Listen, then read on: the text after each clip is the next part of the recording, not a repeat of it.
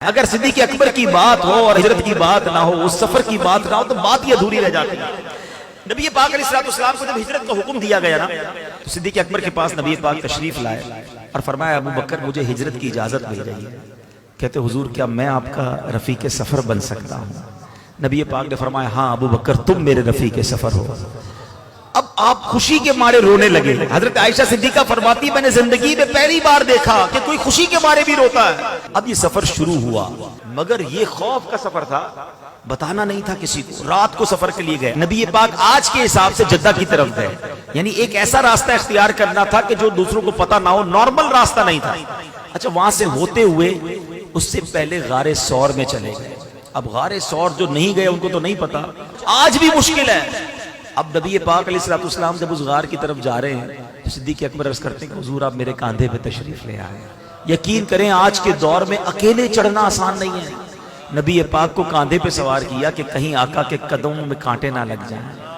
اچھا اس سے پہلے جب غار ثور کی طرف جا رہے تھے نا، صدیق اکبر نے ایک بڑا نرالا انداز اپنایا۔ پہلے آگے چلتے، تھوڑی دیر بعد دائیں چلتے، پھر لیفٹ پہ آ جاتے، پھر پیچھے چلتے۔ نبی پاک نے کہا ابو بکر یہ کیا کر رہے ہو؟ کہتے حضور جب مجھے خیال آتا ہے کہ دشمن آگے سے حملہ کر دے گا میں آگے آ جاتا ہوں، جب یہ خیال آتا ہے دشمن پیچھے سے حملہ کرے گا حضور میں پیچھے آ جاتا ہوں، جب دائیں طرف دشمن کا خیال آتا ہے حضور میں دائیں طرف آ جاتا ہوں۔ کہا کہ اے ابو بکر تمہارا خیال یہ ہے کہ دشمن جب مجھ پر حملہ کرے تو تمہیں تکلیف ہو مجھے نہ ہو؟ واللہ حضور میری یہی خواہش ہے کہ آپ پر کسی طرف سے بھی حملہ ہو تو پہلے ابو بکر اس کو سہے۔ اللہ اکبر۔ نبی پاک نے ابو بکر صدیق کے لیے جنت کی دعا فرمائی۔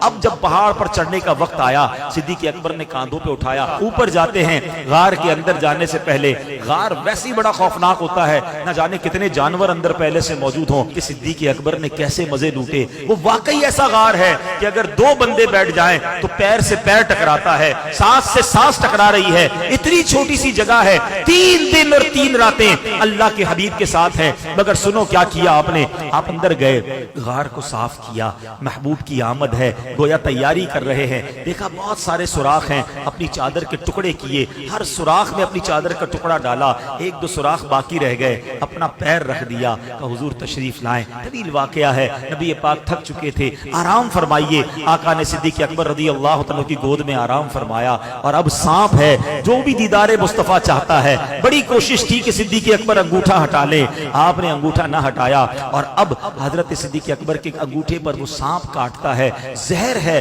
اب سوال یہ ہے صدیق اکبر سے بڑا مفتی کون ہوگا؟ فتویٰ یہ ہے کہ جان بچانا فرض ہے۔ صدیق اکبر نبی پاک کو عرض کر سکتے تھے کہ حضور سانپ نے کاٹ لیا ہے، آپ تھوڑی دیر کے لیے بیدار ہو جائیں تاکہ کچھ علاج کر لیا جائے۔ آپ کے عشق نے گوارا نہ کیا، عشق کہتا ہے جان جاتی ہے تو چلی جائے، نبی پاک کے آرام میں خلل نہیں آنا چاہیے۔ مگر تکلیف کے عالم میں آنکھوں سے آنسو بہتے ہیں، اور وہ آنسو نبی پاک کے رخسار پر گرتے ہیں۔ آقا آنکھیں کھولتے ہیں، ابو بکر کس بات پہ رلایا؟ کہ حضور سانپ نے کاٹ لیا ہے۔ اللہ اکبر۔ نبی پاک نے کیا کیا؟ اپنا مبارک لعاب دہن نکالا اور صدیق اکبر کے انگوٹھے پر لگا دیا۔ صدیق اکبر کا وہ زہر کا درد جاتا رہا۔ سبحان اللہ۔ جہاں صدیق اکبر نے جان قربان کی، مقام صحبہ پر مولا علی کی گود میں جب نبی پاک آرام کر رہے تھے، سورج ڈوب رہا ہے، مولا علی سے بڑا عالم کون ہوگا؟ ارے مولا علی کو معلوم تھا نماز پڑھنا فرض ہے، مگر عشق علی نے گوارا نہ کیا۔ نماز جاتی ہے تو جائے، محبوب کے آرام میں خلل نہیں پڑنا چاہیے۔ پیارے آقا کی آنکھ کھلی، چہرہ افسردہ ہے۔ اے علی کیوں افسردہ ہو؟ عرض کرتے حضور جب سے ایمان لایا ہوں علی کی کوئی نماز قضا نہیں ہوئی۔ حضور آج سورج ڈوب گیا ہے، عصر قضا ہو گئی ہے۔ اللہ کے حبیب نے ہاتھ اٹھائے، ہاتھ کیا اٹھنے تھے، سورج کو واپس پلٹا دیا۔ پھر عصر کا وقت آتا ہے، پھر مولا علی نماز پڑھتے ہیں۔ یہ 2 عظیم واقعات ہیں، 2 سب سے بڑے ہم کہہ سکتے مفتیوں کے واقعات ہیں۔ اعلیٰ حضرت کا قلم کیسے خاموش رہ سکتا ہے؟ اعلیٰ حضرت سے سوال ہوا کہ حضور ذرا یہ بتائیے، جان بچانا فرض، کتابوں میں تو یہ لکھا ہے، نماز پڑھنا فرض، سب سے اولین فرض۔ یہ دونوں نے کیا کیا؟ ایک نے جان خطرے میں ڈال دی، ایک نے نماز جانے دی۔ اچھا یہاں ان لوگوں کے لیے بھی جواب ہے جو کہتے بتاؤ کدھر لکھا ہے؟ ہاں حوالہ پیش کرو۔ او اللہ کے بندو، عشق کی باتیں دلوں میں لکھی جاتی ہیں، कौन सी किताब में लिखा था कि अबू बकर सिद्दीक जान ना बचाते? किधर मसला लिखा था कि मौला अली नमाज कज़ा करते? इन दोनों ने फैसला किया कि इश्क का काम यह है कि नबी पाक की इताअत जरूरी है। आला हजरत अपने 4 शेर में मसला ही हल कर देते हैं। आप फरमाते हैं मौला अली ने वारी तेरी नींद पर नमाज। और नमाज भी कौन सी? असर को सबसे खतर वाली अहम नमाज कहा गया। मौला अली ने वारी तेरी नींद पर नमाज, और वो भी असर सबसे जो आला खतर की है। सिद्दीक बल्कि गार में जान उन पे दे चुके, और हिफ्ज़े जान तो जान फुरूज़े गरर की है। अरे जान बचाना तो फर्ज था, मगर नबी पाक ने क्या किया? ना उनकी नमाज जाने दी, ना इनकी जान जाने दी। हाँ, तूने उन्हें जान, इन्हें फेर दी नमाज, पर वो तो कर चुके जो करनी बशर की है।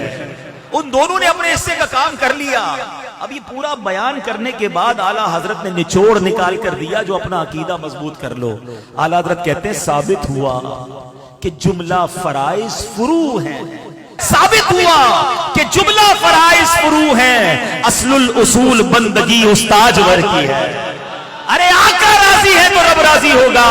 पढ़ते रहो नमाजें, पढ़ते रहो अल्लाह का नाम। अगर अल्लाह के हबीब की मोहब्बत दिल में नहीं, तुमसे अल्लाह के नबी राजी नहीं है, तो न नमाजें काम आनी है, न रोजे काम आने हैं। जरूर पढ़ो नमाजें, जरूर रखो रोजे, मगर नबी पाक की मोहब्बत दिल में होना जरूरी है। जब सैयदी आला हज़रत ने लिखा उन्हें जाना, उन्हें माना, ना रखा गैर से काम, लिल्लाहिल हम्द में दुनिया से मुसलमान है।